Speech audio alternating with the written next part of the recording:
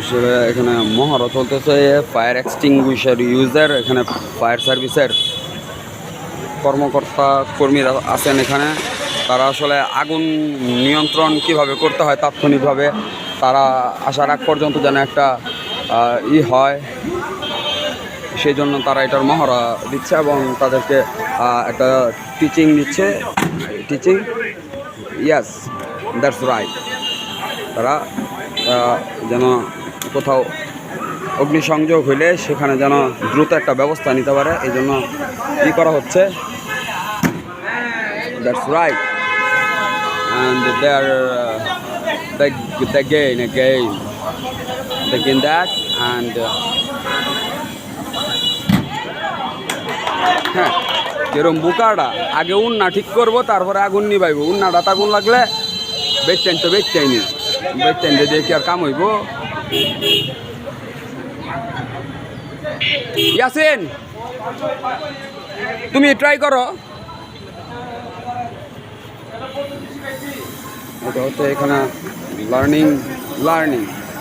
Learning হচ্ছে যে অগ্নি সংযোগ হইলে অগ্নি কীভাবে আমরা তাৎক্ষণিকভাবে একটা প্রাথমিক ব্যবস্থা নিতে পারি, যে ফায়ার সার্ভিস ইউনিট আসার আগে যেন আমরা একটা তাৎক্ষণিক ব্যবস্থা যেন এটা দ্রুত ছড়ায় না পড়তে পারে, অন্তত পুরোপুরি নির্মূল না করা গেলেও দ্রুত যেন না ছড়ায়, সেই জন্য আমাদের এই মহড়া ফায়ার এক্সটিংগুইশার ইউজার।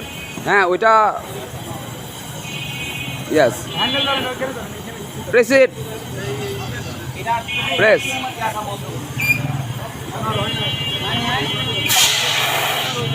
ইয়াস, রাইট। এখানে সম্ভবত রবির উদ্যোগে,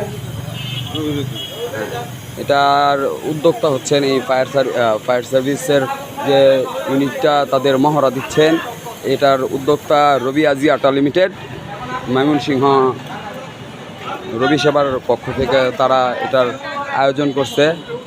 আসলে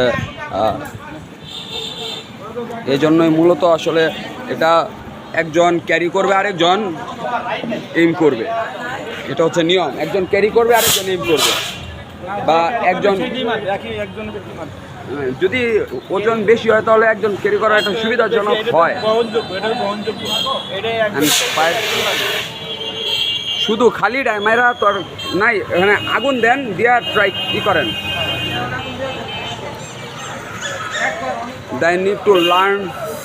They need to learn properly.